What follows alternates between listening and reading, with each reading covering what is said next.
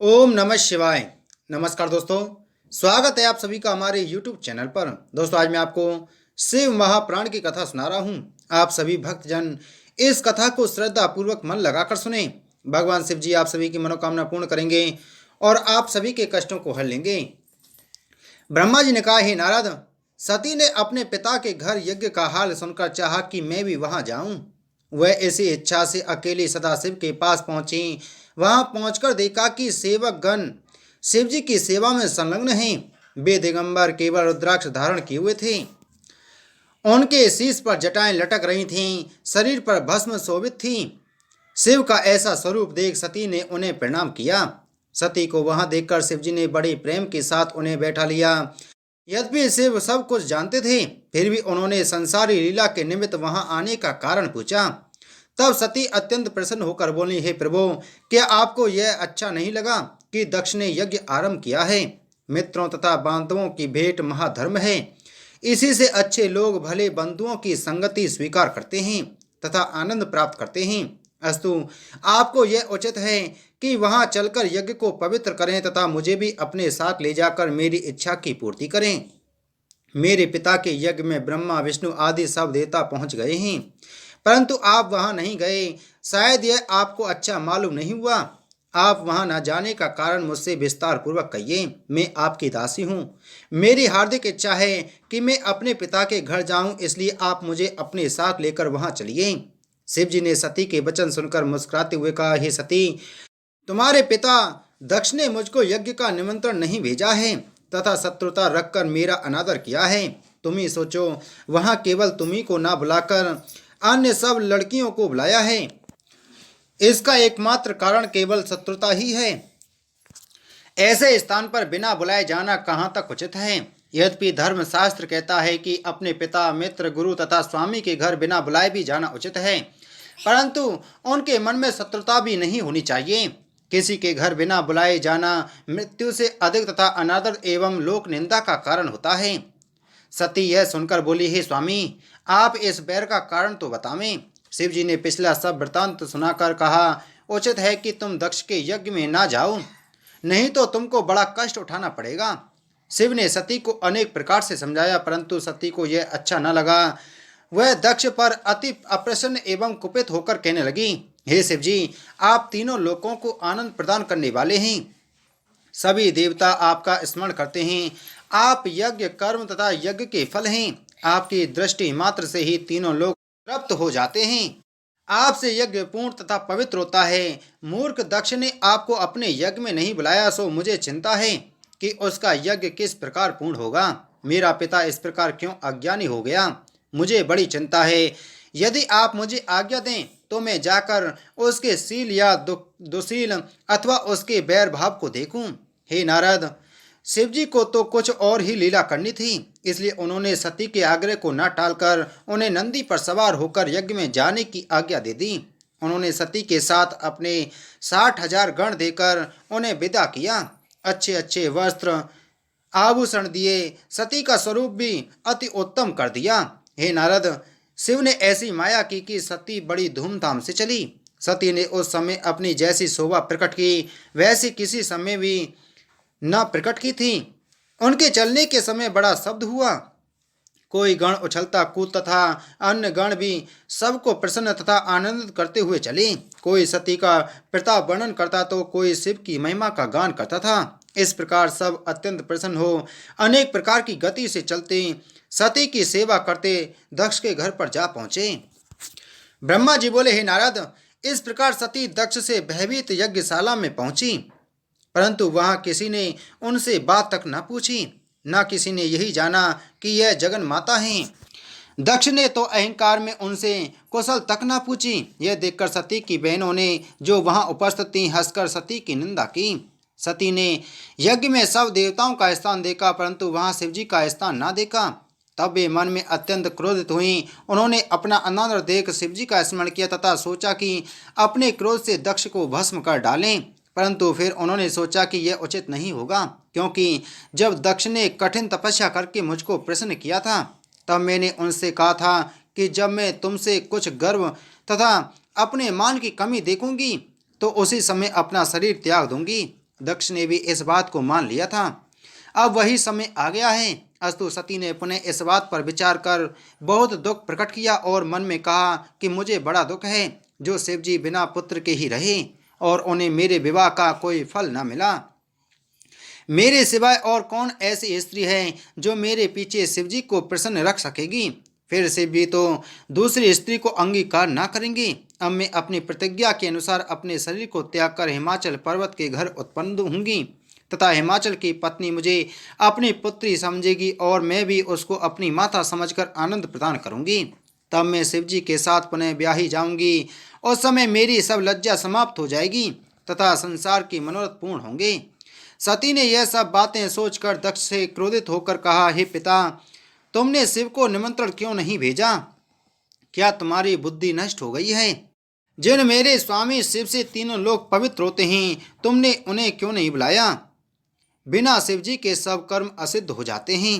तुमने ऐसे शिव को क्यों नहीं पहचाना? फिर वे सनकादिक ब्रह्मा तथा विष्णु से बोली, तुम इस सभा में बिना शिव के क्यों आए? इस प्रकार उन्होंने सबसे ऐसी बातें कहीं तथा शिवजी का वर्णन कर एक एक को अलग अलग लज्जित किया। उन्होंने विष्णु से कहा, क्या तुम शिव को नहीं जानते जिन्हें वेद सगुण एवं निर्गुण कहकर बखानते हैं? मैंने तुमको अनेक बार समझाया है परंतु फिर भी तुम धर्म मार्ग को भ्रष्ट करते हो। हे ब्राह्मण, तुम भी बुद्धिहीन हो गए। क्या तुम शिव के अपार बल को नहीं जानते? यद्यपि शिव ने तुमसे अनेक बार कहा है फिर भी तुम्हें बुद्धि नहीं आई। तुम्हारे 5 मुख थे, तुमने शिव की निंदा की इसलिए तुम्हारे 4 मुख शेष रहे। हे विष्णु, क्या तुम शिव की महिमा भूल गए जबकि उन्होंने संबर को जला दिया था? यह जानकर भी तुम इस यज्ञ में क्यों सम्मिलित हुए हो? सती ने फिर देवताओं से कहा, हे देवताओं, तुमने अपनी शुद्ध बुद्धि क्यों नष्ट कर दी? मैं समझ गई तुम सब बड़े अभागे हो जो बिना शिव के इस यज्ञ में चले आए।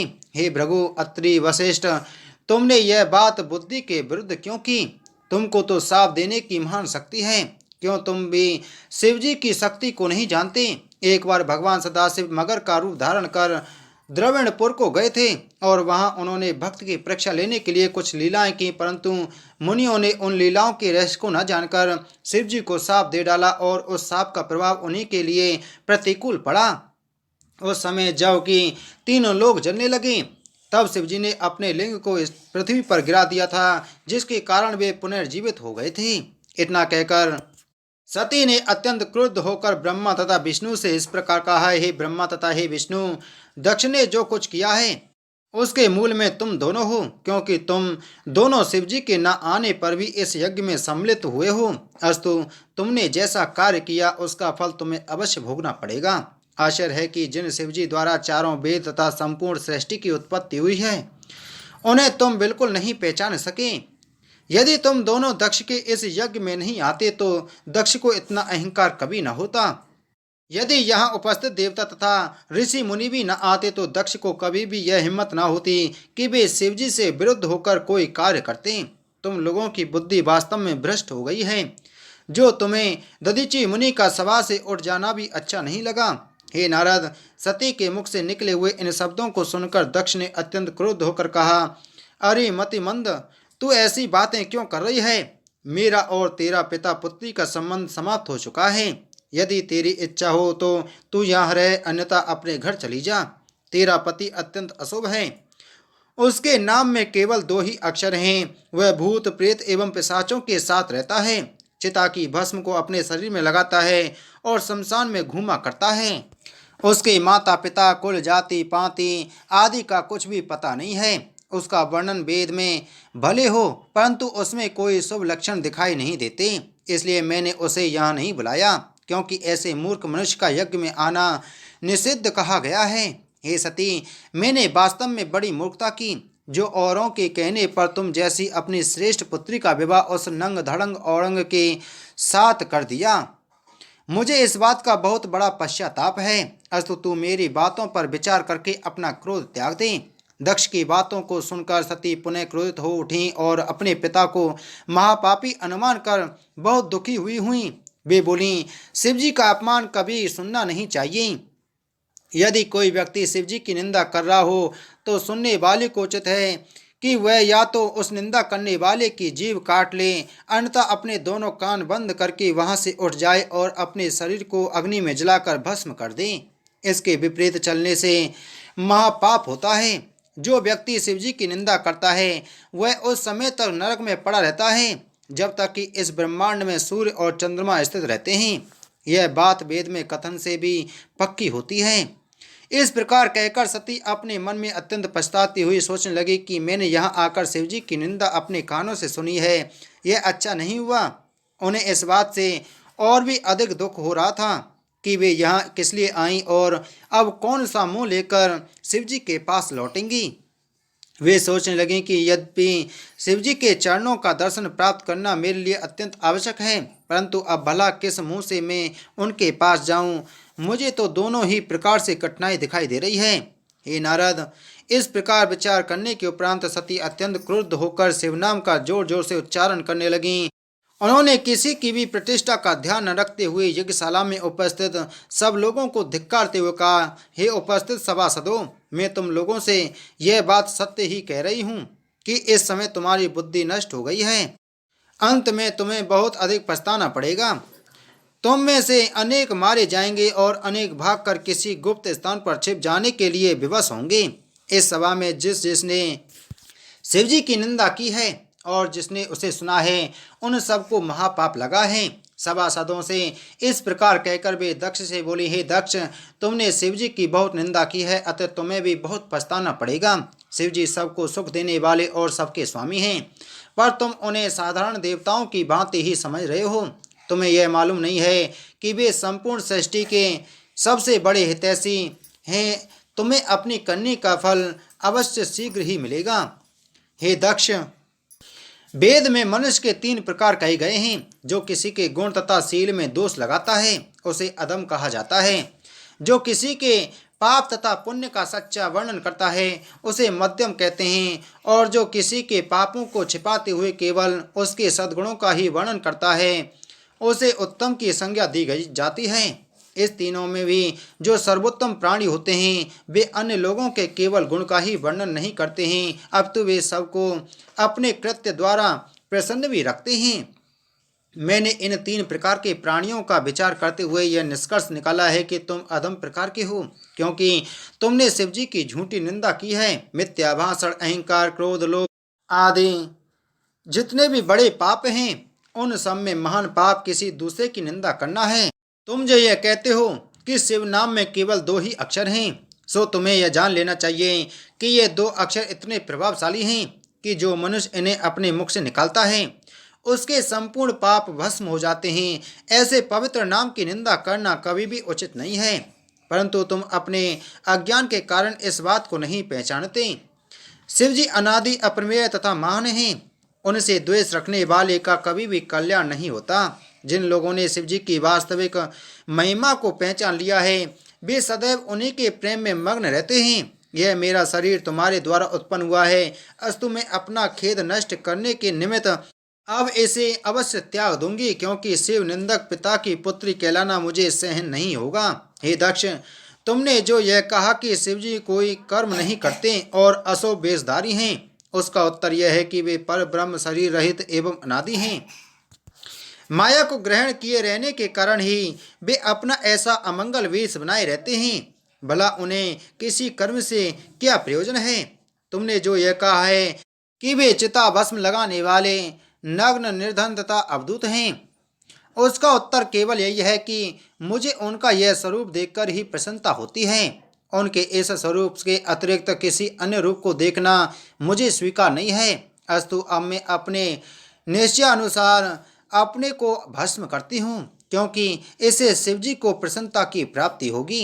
इतनी कथा सुनाकर ब्रह्मा जी ने कहा, हे नारद, यह कहकर सती उत्तर दिशा की ओर मुख करके पृथ्वी पर बैठ गईं। उन्होंने स्नान करने के उपरांत अपने संपूर्ण शरीर को वस्त्रों से लपेट लिया। तत्पश्चात योग धारण कर विधि पूर्वक आसन लगाते हुए प्राणायाम किया। सर्वप्रथम उन्होंने समान वायु को नाभि चक्र में लाकर उदान वायु को ऊपर चढ़ाया और शिवजी की सुंदर मूर्ति को अपने हृदय में स्थापित किया। तदुपरांत उन्होंने अपनी बहू के बीच दृष्टि जमाते हुए पति के चरणों का ध्यान किया और अग्नि तथा वायु को उत्पन्न कर दिया। उस पवित्र अग्नि तथा वायु के द्वारा उन्होंने अपने उस निष्पाप शरीर को भस्म कर दिया। यह दृश्य देखकर